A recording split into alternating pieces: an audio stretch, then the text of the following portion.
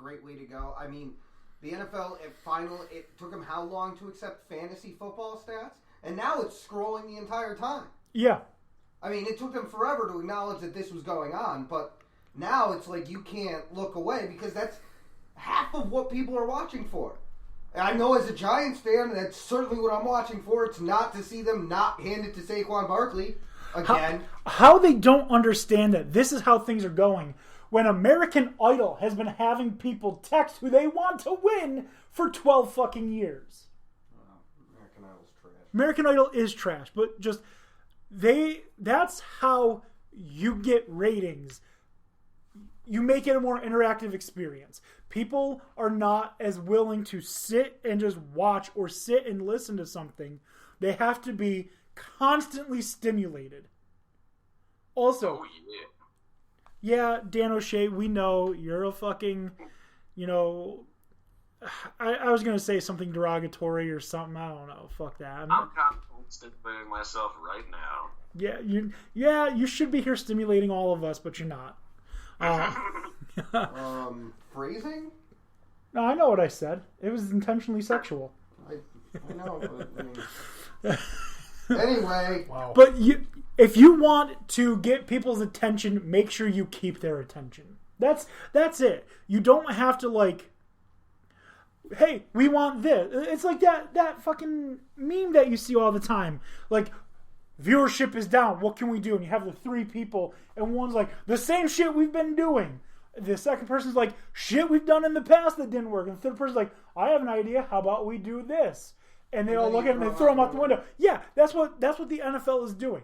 They're like, well, we could be listening to people. And they're just like, you know what'll solve this problem? Let's give the players pop.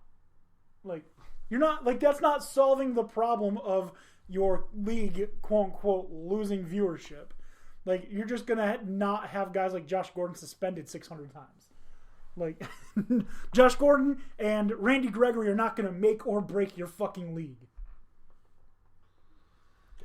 Just, they already had this all along. Maybe one of them felt so bad about it. I mean, it is what it is. Like, it's no fucking skin off my teeth. Like, I'm not going to be suspended or not suspended for marijuana use. It has nothing to do with me. Like, these are fucking adults. Like, it's none of my fucking business what they're doing. Regardless. The problem is, I don't like to watch the NFL as much because your referees fucking suck. That's it. Like, the game, the pace of the game is terrible. Because, everything's a fucking penalty. Just get rid of kickoff. Now that I'm going on a fucking rant, just get rid of fucking kickoffs because there's just a fucking hold on every goddamn return. I mean, yeah, but I don't know. You're not going to change it all in one swoop, but the NFL, they're going to try and do the things that they want to do until they realize what's best for them. I mean, it basically comes down to 32 grumpy old dudes and fucking the players. That's what it comes down to. And the old dudes just want money, and the players just want more money and more protection. Well, it's going to be the same fucking argument every single time until the NFL decides to start putting up some drastic changes. The league just thinks we're stupid. What they're essentially doing is making us think that... So we have a $10 bill. They're like, I'll give you 2 5s for that 10. You've got 2 separate pieces of paper. It's worth more. Like, they think we're stupid. I mean, technically, in value of paper, it is worth more. Yeah, but I can exchange that 1 piece of paper, which fits on my person better, than 2. Right, but if society destroys itself, you're going to be wanting those 2 pieces of paper. If society destroys itself, I'm not going to have to worry about any pieces of paper. I have to worry about a gun. I'm the first to go. I'm going to have to worry about a gun and maybe some conch shells because we're going back to that. Regardless. Not to get political. Yeah. The ship sailed. Yeah. But, yeah, I just feel like at the end of the day, it just feels to me like the NFL is like insulting our intelligence, saying, hey, we're fixing things. No, they're not insulting our intelligence. They've made it clear that they don't give a fuck what you think, and they're going to continue to operate how they see fit. The NFL isn't insulting anyone's intelligence. It's just telling you again, we don't fucking care. We're going to do what we want. We took Sunday away from Jesus. Fight me. That's basically what they said. Jesus doesn't need all Sunday. He gets a couple hours. Yeah, levy suspension. You're lucky if you want to live on the West Coast, he gets a couple hours. You're lucky if the dad in that situation or the person who wants to watch football doesn't do a slow drive-by and tells everyone else that wants to go to church to tuck and roll. Yeah.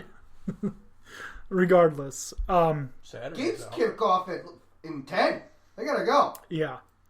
Anyways, there's some very strong opponents. Like we said, Aaron Rodgers. Church or brunch, Donna. You can't do both. Aaron Rodgers and Russell Wilson both say they're not interested in the CBA. Don't care. J.J. Watt is upset for those 12 weeks he won't be playing. And honestly, like, it doesn't fucking matter to me. Just have football. Like, I don't care that you guys are fighting. Just have fucking football. Like, that's it.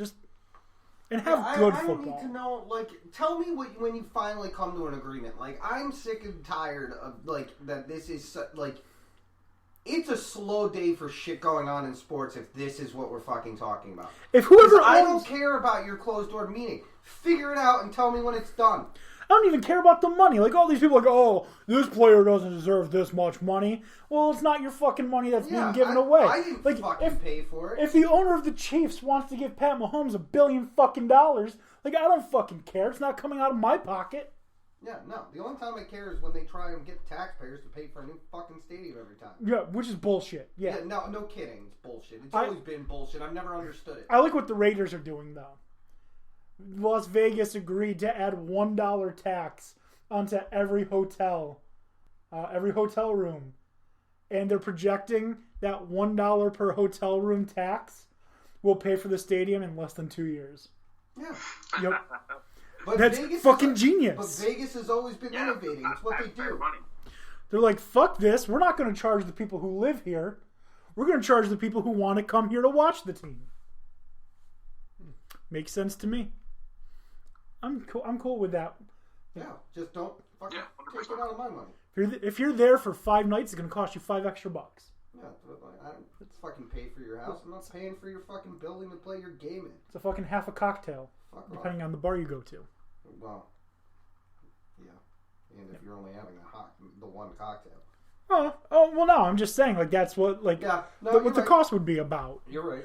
But, anyways. Pay for a bottle of beer. Oof, what a fucking tangent. Did something happen today? Long time ago? Did something happen today a long time ago? Are you talking about our This Week in Sports History? Oh, that's where we are? It's pretty close. There's one last thing I do want to bring up. We're just shy of it. Better not be another fucking rant. No, that's my shit. No, it's about football players. Are you noticing more and more that football players are refusing to take the franchise tag or refusing to play on the franchise tag? No, I'm not. Am I surprised by it? No. No, are you noticing that it's happening more and more? Yes, but it was inevitable in my opinion. What do you think about the collective bargaining agreement getting rid of the franchise tag, which is something that has been proposed? I think that should be fucking obvious. Like, if anything, it needs to be restructured. Like, if you want to franchise tag someone, that's like using a keeper, but, like, you get to do it for 1 year. If you can't figure out your contract after 1 year, then I don't know what to fucking tell you. This relationship obviously isn't working out. Yeah, you're right. I agree 100%. Even obviously, ownership wants to keep it because it gives them more power. Players want to get rid of it because that would give them more power. But I don't know, make it more painful and give the players more guarantees so they're not just playing the 1 year where they could potentially have a career-ending injury and nothing guaranteed beyond that. If you want to tag someone, I think you got to make it a little bit more painful for teams because they've been abusing it. If you franchise tag someone, it has to be chronologically. That person is making the most at that position. So, like Russell Wilson making $28 million a season. You franchise tag your quarterback, they got to make 29. Not like an average of the top 3 or whatever. You have to make them the highest. That's what I think they should do. But again, it's not my money. Okay. So I just wanted to touch on that because we were talking about the CBA, and I think it's enough. Time has come to get rid of, at the very least, franchise tagging someone 2 years in a row. I think it should be a 1-year thing. It allows you to work it out. However you want to break down the money that the players deem that it's fair. One-time deal. Be able to work it out. If you can't work it out, obviously there's something wrong here, and you need to go your separate ways. You can still have a crack at him in free agency, but everyone else should be able to have the same crack. Mm-hmm. That's just my opinion. The 2-year thing is fucking stupid. Absolutely. It just all it does is add anger from the player's perspective. Right. And I think you're more likely to have a player play under a 1-year franchise tag, knowing that he's playing for prospective other teams or for a contract. Right. Exactly. Like, the 2-year thing makes no sense. Like, once you're on 2 years, it's like, fuck you. You know what I can do. Like, pay me or let me go. Like, so I understand the animosity and the desire to leave. I can't say that I don't. Or if,